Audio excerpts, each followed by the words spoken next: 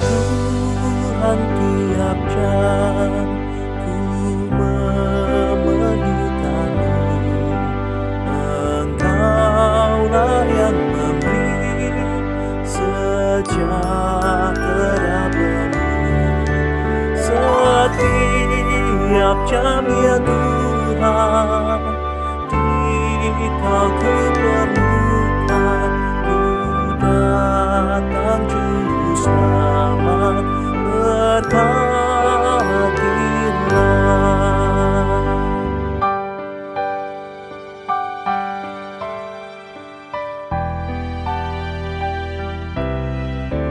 Ya Tuhan, tiap jam ajarku maksud-Mu, di janji-Mu genap di dalam hidupku.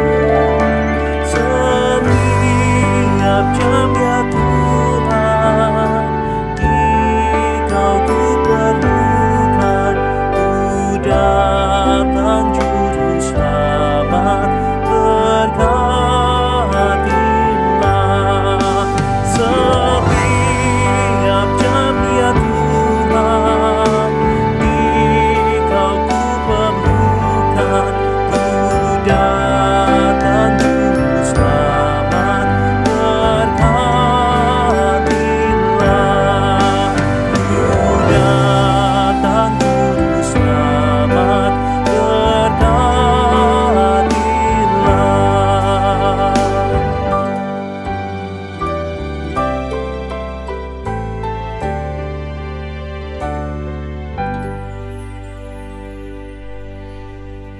Selamat pagi, saudara-saudara yang terkasih dalam Kristus. Sebelum kita masuk ke dalam renungan pagi tanggal 22 Desember 2020 ini, izinkan saya untuk memperkenalkan diri terlebih dahulu. Mungkin sebagian dari saudara sudah ada yang mengenal saya, atau bahkan sebagian besar dari saudara juga masih asing dengan wajah saya, gitu ya. Nama saya Marco Amadius Andrianto. Saya jemaat dari GKI Gatot Subroto Purwokerto ini, gitu.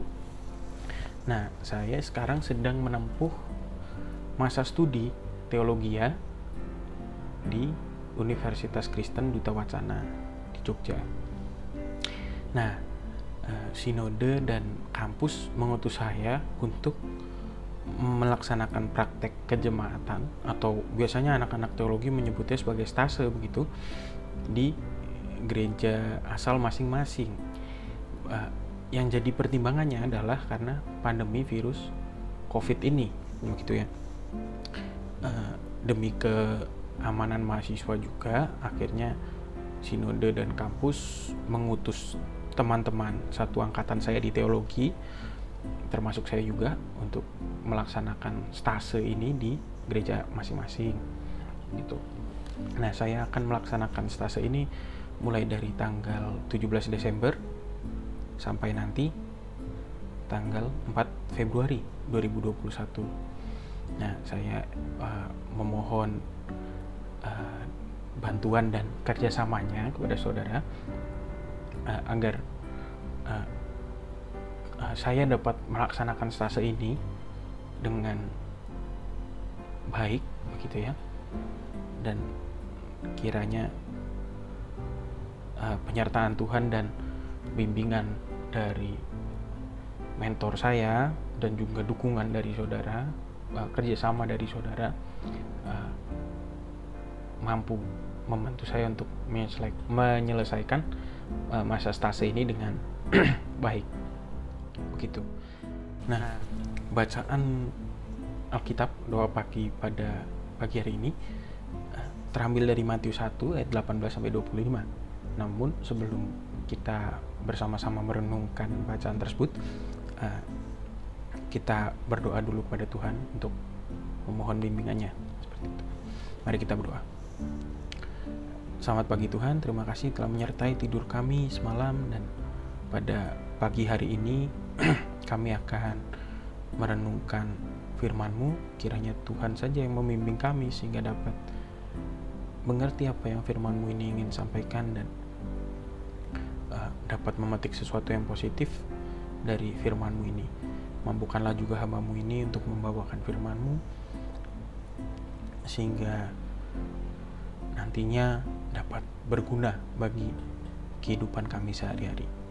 Terima kasih Tuhan, kiranya hanya penyertaan-Mu saja yang ada dalam kami. Amin. Ya, seperti yang sudah saya bicarakan di awal, bahwa bacaan kita pada pagi hari ini terambil dari Matius 1 ayat 18-25 di bawah perikop kelahiran Yesus Kristus. Saya akan membacakannya untuk saudara. Kelahiran Yesus Kristus. Kelahiran Yesus Kristus adalah seperti berikut. Pada waktu Maria ibunya bertunangan dengan Yusuf, ternyata ia mengandung dari Roh Kudus sebelum mereka hidup sebagai suami istri. Karena Yusuf suaminya, seorang yang tulus hati dan tidak mau mencemarkan nama istrinya di muka umum, ia bermaksud untuk menceraikannya dengan diam-diam. Tetapi ketika ia mempertimbangkan maksud itu, malaikat Tuhan nampak kepadanya dalam mimpi dan berkata, "Yusuf anak Daud, janganlah engkau takut mengambil Maria sebagai istrimu, sebab anak yang di dalam kandungannya adalah dari Roh Kudus. Ia akan melahirkan anak laki-laki, dan engkau akan menamakan dia Yesus, karena dialah yang akan menyelamatkan umatnya dari dosa mereka. Hal itu terjadi supaya genaplah yang difirmankan Tuhan oleh Nabi. Sesungguhnya bahwa anak darah itu akan mengandung dan melahirkan seorang anak laki-laki, dan mereka akan menamakan dia Immanuel, yang berarti Allah menyertai kita." Sesudah bangun dari tidurnya, Yusuf berbuat seperti apa yang diperintahkan malaikat Tuhan itu kepadanya. Ia mengambil Maria sebagai istrinya, tetapi tidak bersetubuh dengan dia sampai ia melahirkan anaknya laki-laki, dan Yusuf menamakan dia Yesus. Nah, pada renungan doa pagi kali ini, saya mengangkat kisah Yusuf yang ditulis dalam kitab Matius ini. Nah, di sini dapat kita lihat bahwa Yusuf diperhadapkan dengan suatu keadaan, dengan suatu kondisi di mana tunangannya, yaitu Maria, ini hamil. Padahal mereka belum menikah. Nah, untuk melindungi nama Maria ini, Yusuf berencana untuk menceraikan secara diam-diam Maria. Tetapi malaikat Tuhan hadir dalam mimpi Yusuf dan mengatakan kepada Yusuf bahwa Yusuf mengambil Maria sebagai istrinya, begitu, karena Maria ini hamil dari Roh Kudus, mengandung anak dari Roh Kudus, begitu.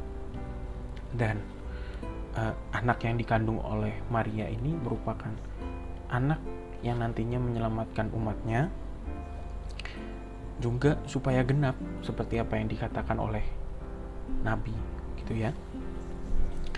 Nah, melihat kisah Yusuf ini, setidaknya saya ingin mengajak saudara untuk melihat ada dua hal yang dapat kita pelajari dari Yusuf ini. Nah, yang pertama, kita perlu membuka diri dan hati kita untuk membiarkan Tuhan masuk ke dalam permasalahan kita dan membantu serta menuntun kita dengan karya kreatifnya. Dengan hadirnya malaikat Tuhan dalam mimpi Yusuf itu adalah salah satu contoh karya kreatif Allah. Nah, apa sih yang dimaksudkan dengan karya kreatif Allah? Karya kreatif Allah itu ya merupakan salah satu bagian dari bentuk pemeliharaan Allah. Nah, dalam mimpinya Allah mengajak Yusuf untuk melihat lebih luas akan keadaan yang dihadapinya ini, dan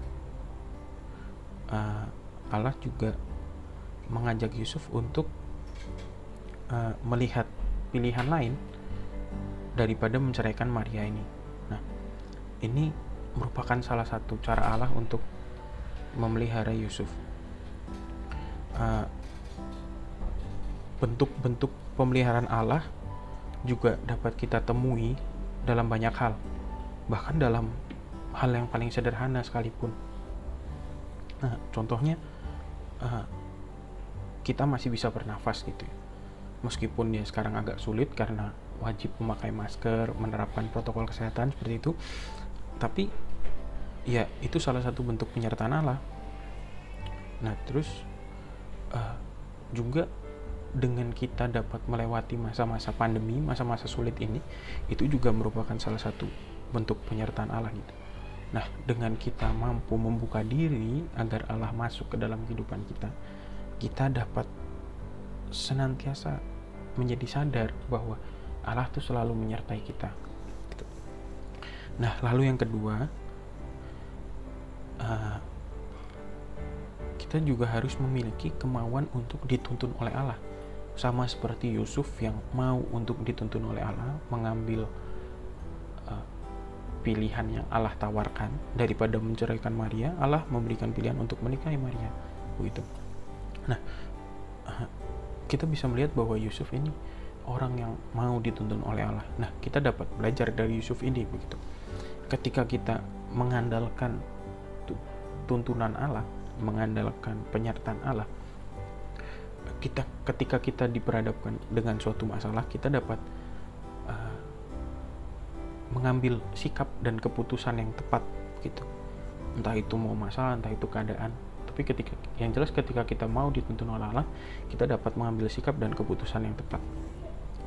Nah, ketika kita sudah dapat untuk berserah diri kepada Allah dan mau dituntun olehnya, kita bisa melihat bahwa Allah dengan karya kreatifnya ini menyertai kehidupan kita selalu, dan kita dapat menemukannya dalam hal-hal baik yang terjadi dalam hidup kita.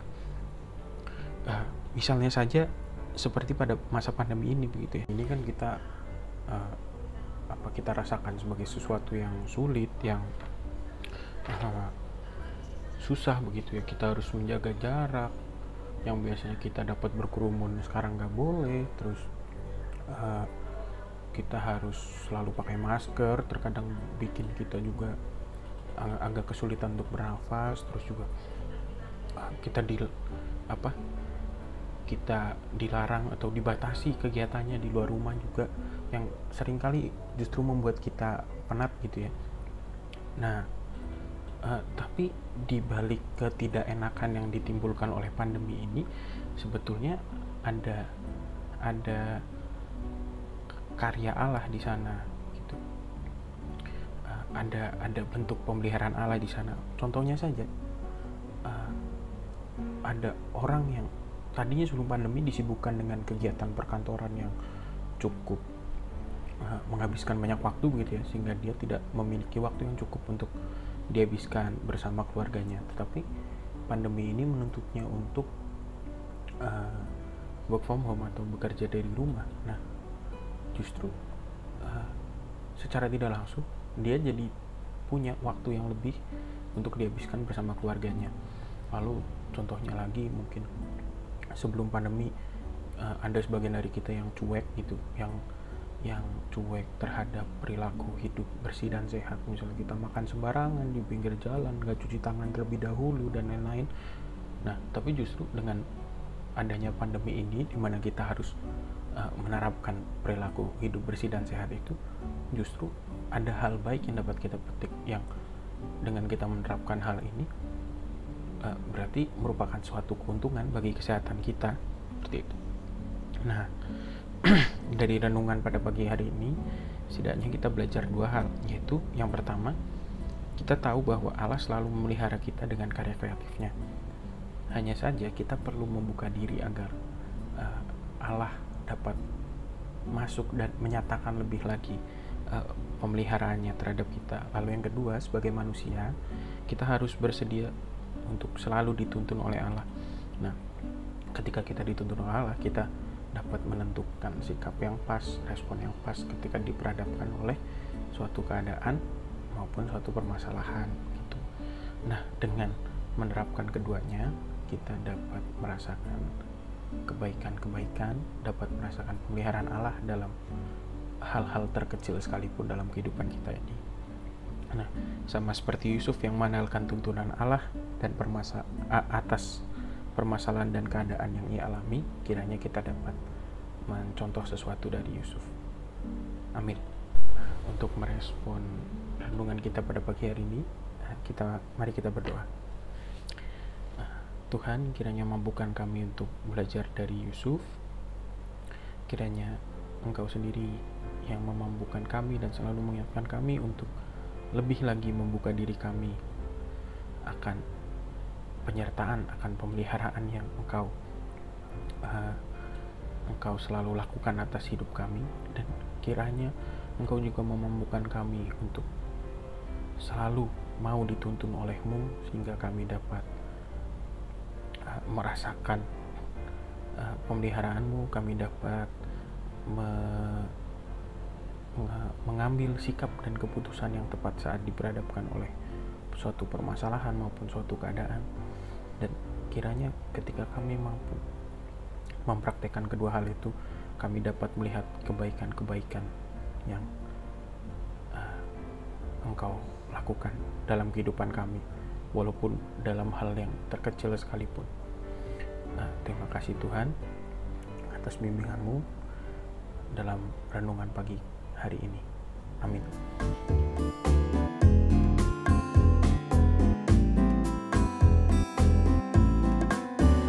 Ku suka menuturkan cerita mulia, cerita Tuhan Yesus dan cinta kasih-Nya. Ku suka menuturkan cerita yang benar, penawar hati rindu, terliput terbesar.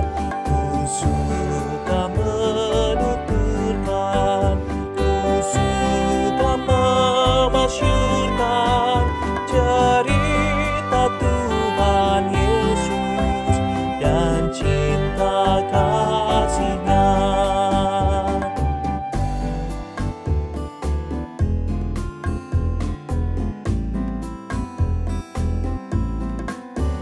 Ku suka menuturkan cerita mulia, setiap ku ulangi bertambah manisnya. Ku suka menuturkan sabdanya yang besar, dan yang belum percaya supaya mendengar. Ku suka menuturkan, ku suka memasyurkan cerita Tuhan Yesus dan cinta kasih-Nya. Cerita Tuhan Yesus dan cinta kasih-Nya.